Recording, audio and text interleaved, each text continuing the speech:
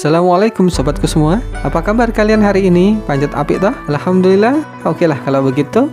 Ketemu mas saya lagi, Cak Odas. Kali ini kita bakal bahas film Three Kingdoms ini sob. Film yang menggabungkan antara karakter nyata dan fiksi, dikisahkan secara epik sekali. Oke, kita langsung mulai aja.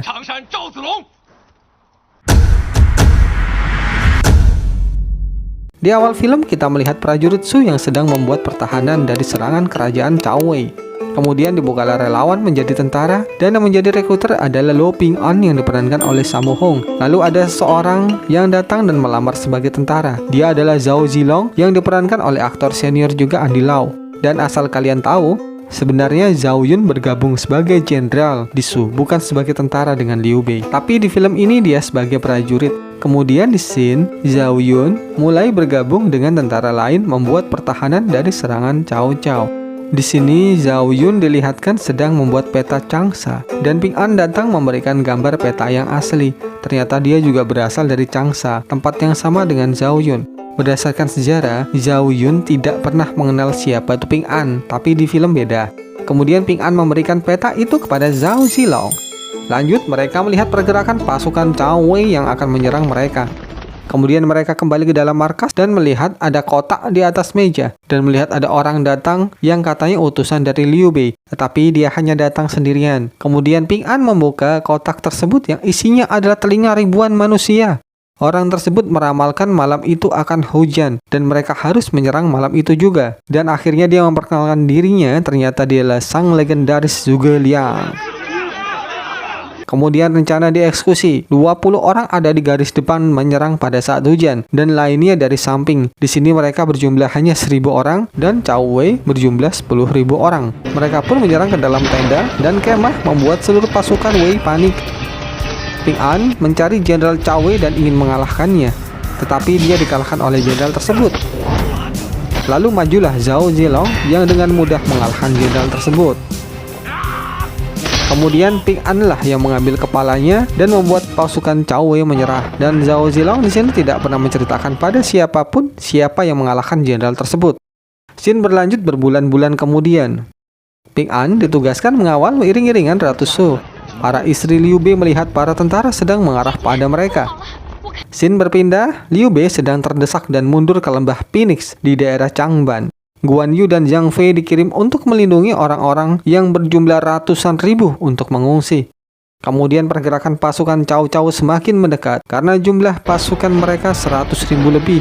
Kemudian Zhao Yun melihat Ping An terluka dan menolongnya.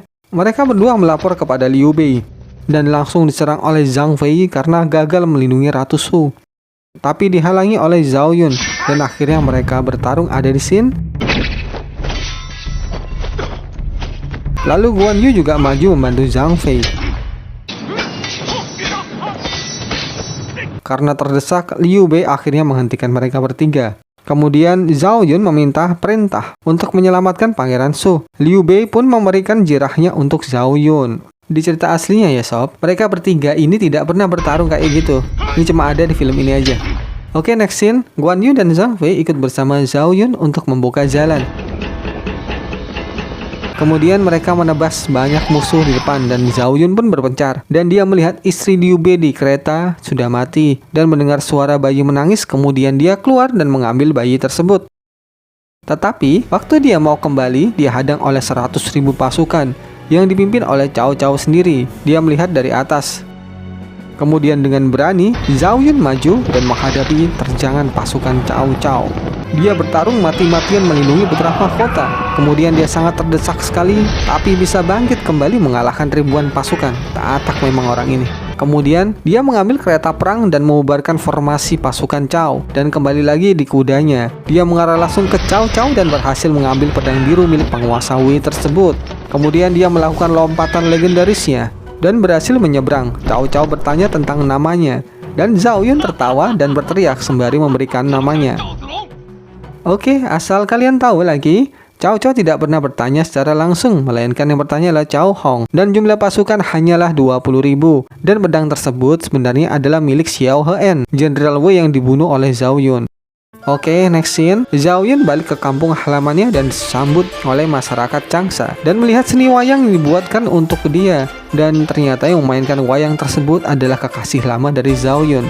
Setelah itu mereka makan dan berjanji akan tetap mencintai dan menikah suatu hari nanti. Dan memang terjadi cerita aslinya. Oke, next scene adalah pengangkatan 5 jenderal harimau. Zhuge Liang memanggil para kandidat dan Liu Bei yang memberikan gelarnya. Dan akhirnya Zhao Yun pun dipanggil dan diberikan segel macan itu. Dia memimpin 75.000 pasukan. Banyak pertempuran yang sudah dilalui oleh Zhao Yun dan tidak pernah sekalipun dia dikalahkan dalam pertempuran. Seluruh lawan menganggapnya dewa perang dan dialah salah satu dari 3 dewa perang 3 kerajaan. Kemudian Ping An hanya tetap menjadi prajurit biasa karena tidak memiliki jasa lainnya. Next scene, 20 tahun kemudian, Liu Bei sudah mati dan digantikan oleh anaknya Liu Chan. Kemudian Zhuge Liang memanggil 2 jenderal muda, yaitu Zhang Bao dan Guan Xing, untuk ekspedisi utara melawan Cao Wei. Kemudian mereka berdua berebut segel dan akan bertarung. Tiba-tiba Zhao Yun menghentikan mereka dan kemudian dia meminta untuk ikut dalam ekspedisi tersebut. Zhuge Liang awalnya tidak menyetujuinya karena Zhao Yun hanyalah satu-satunya jenderal macan yang tersisa. Tapi karena memaksa, akhirnya Zhuge Liang menyetujuinya dan memberikan 2 amplop yang nanti akan dibuka oleh dia satu persatu.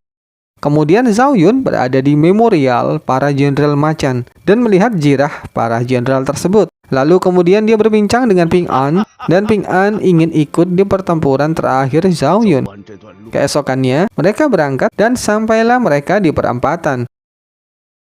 Dan Zhao Yun membuka amplop yang pertama. Ternyata berisi bahwa mereka harus membagi 2 pasukan. Guan Xing dan Zhang Bao memimpin lebih banyak pasukan, kemudian mengarah ke daerah utara. Lanjut, Zhao Yun berjalan di daerah Changban dan mereka melihat pasukan Cao Wei yang sedang mobilisasi. Pasukan Wei dipimpin oleh Jenderal Han De. Han De menghina Zhao Yun dan mengutus anaknya untuk melawan Zhao Yun. Zhao Yun dengan mudah mengalahkan anaknya. Di sini Zhao Yun terpanah di punggungnya. Kemudian 3 anak lainnya menyerang dan bertarung dengan Zhao Yun. Mereka pun dengan mudah dibunuh oleh Zhao Yun. Wei pun mundur dan Zhao Yun melanjutkan perjalanan, tetapi pergerakan mereka terbaca oleh pasukan musuh dan mengepung mereka dari 3 arah. Jenderal Deng Xi memperkirakan bahwa ada pengkhianat di dalam pasukan mereka. Kemudian mereka mundur ke lembah Phoenix. Mereka pun masuk ke kuil Phoenix, tempat pertama Zhao Yun bertemu dengan Liu Bei di film ini. Dia membuka amplop kedua dan ternyata isinya adalah Zhuge Liang memerintahkan Zhao Yun sebagai pengalih perhatian. Dan 2 jenderal muda tadi bertarung di 6 kabupaten dan nanti mereka akan kembali untuk membantu Zhao Yun. Zhao Yun merasa agak kecewa karena dia dibuat sebagai umpan, tapi baginya perintah adalah perintah. Jadi Zhuge Liang sudah memikirkan hal ini gitu sob. Oke lanjut, pasukan Wei semakin mendekat. Pasukan Wei ini berjumlah 100.000 bermobilisasi di depan Phoenix Castle. Dan Han De melaporkan kesiapan pasukan mereka kepada panglima tertinggi di pasukan ini, yang ternyata adalah seorang wanita bernama Cao Ying, cucu dari Cao Cao, diperankan oleh Maggie He, yang sebenarnya ini juga adalah karakter fiksi. Pemimpin pasukan ini sebenarnya adalah Cao Zheng. Lanjut, pasukan Su bersiap menghadapi mereka. Dan Deng Xi keluar menyerang dahulu dan lainnya mengikuti menghancurkan barisan depan pasukan Wei. Kemudian pasukan Wei pun mundur. Cao Ying turun dari kereta dan melihat pertempuran secara langsung. Dia membuat strategi dengan mengirimkan tubuh pasukan Su yang sudah mati ke dalam kuil untuk melemahkan moral mereka. Next, Zhao Yun mengirim 2 jenderal untuk memberikan hadiah kepada Cao Ying. Mereka berdua pun berangkat ke dalam markas pasukan Wei dan memberikan hadiah yang ternyata adalah pedang kakeknya Cao Cao yang dulu direbut oleh Zhao Yun. Kemudian Cao Ying mendapat laporan kalau pasukan Zhang Bao dan Guan Xing telah dikalahkan oleh pasukan Wei di utara. Kemudian Zhao Yun ditantang oleh Cao Ying untuk bertempur. Cao Ying sudah mengenakan jira tempurnya. Mereka pun bertarung ada di scene. Karena luka akibat panah di tubuhnya, Zhao Yun terlihat kewalahan. Tetapi Ping An akhirnya datang dan memberikan panah kepada Zhao Yun. Dan Zhao Yun berhasil melempar Jenderal Cao Ying. Setelah pertempuran, ternyata leher Cao Ying itu terluka. Itu karena seharusnya Zhao Yun itu bisa membunuhnya, tetapi tidak dilakukan oleh Zhao Yun. Dan di kuil, Zhao Yun terluka parah. Next scene, Cao Ying murka karena kalah dan memerintahkan serangan kavaleri yang dipimpin oleh Han De. Zhao Yun tidak mau menyerah dan mengizinkan 4 jenderalnya untuk maju bertempur. Mereka pun maju dan bertempur. Para jenderal di depan pun mati dan Deng Xi akhirnya berhadapan dengan Han De. Cao Ying memerintahkan pasukan memanah dengan api dan meledakkan kuda di sana. Ternyata Cao Ying memberikan Meshu di belakang kuda-kuda tersebut. Next, Han De dan Deng Xi sama-sama terluka. Mereka berdua meledak karena Meshu di kudanya.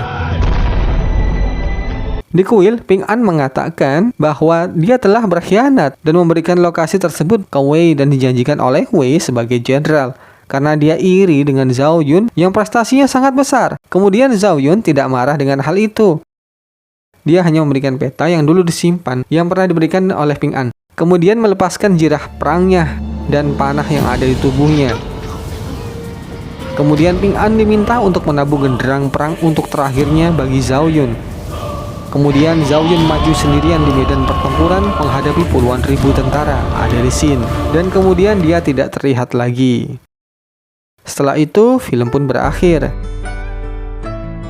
Dan untuk kalian tahu juga sob, ini Zhao Yun nggak mati di pertempuran yang seperti ada di film. Tapi dia mati karena sakit. Dan dia juga punya 2 orang anak dari istrinya yang ada di Changsha itu. Oke, kalau gitu sampai di sini dulu. Jangan lupa subscribe dan nyalakan loncengnya untuk tahu update film lainnya. Dan see you. Wassalamualaikum.